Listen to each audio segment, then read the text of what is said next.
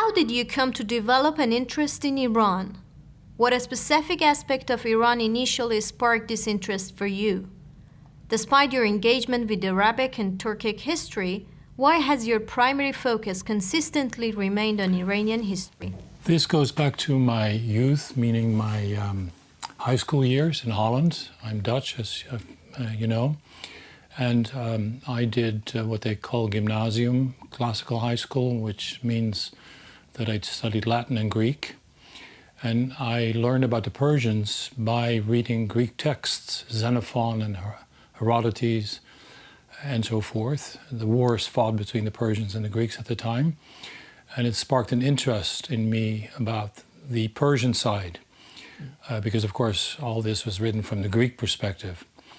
And then the other element was that I didn't quite know what to do at the university level. When I finished high school, I sort of looked around and nothing really grabbed me.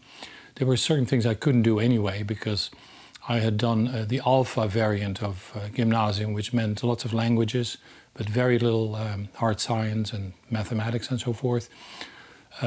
So that was not part of my choice.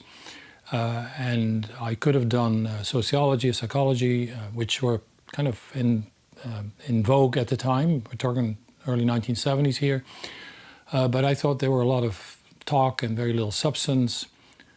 So I was quite limited. You know, I loved languages. I was good at languages. But I also didn't want to become a high school teacher, which is what I would have become if I'd taken, say, German or French or English, all of which I learned in high school. So to make a long story short, I went to University Information Day, so to speak, and inquired about ancient Iran, because that was my focus.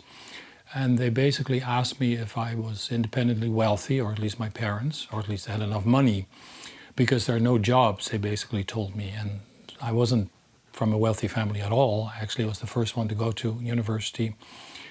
And then they told me, well, listen, there's still a country called Iran, which I knew, of course, and there are all these opportunities. The Shah is in power, of course, and he was riding high, so you can either do diplomacy or business or study Iran as a modern country. And so they kind of talked me into that. So I chose Iran without really knowing what I was getting into, modern Iran, or at least post-Islamic Iran, or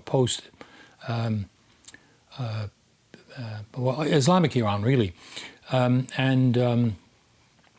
Then I had to do a second language, other than Persian. It could be Arabic, Turkish, Hebrew, so I chose Arabic. But again, I started this study without really knowing what I was getting into.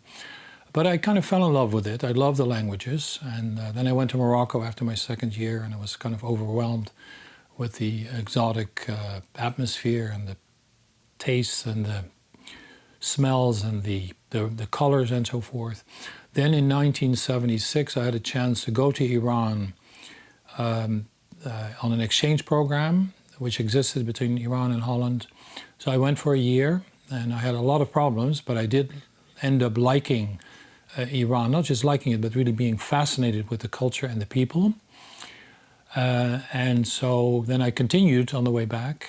My second phase of my education, meaning my master's degree. And then I really chose Persian and Iranian culture, not so much history yet. So that's really a bit of a long answer to the question of how I got interested in Iran.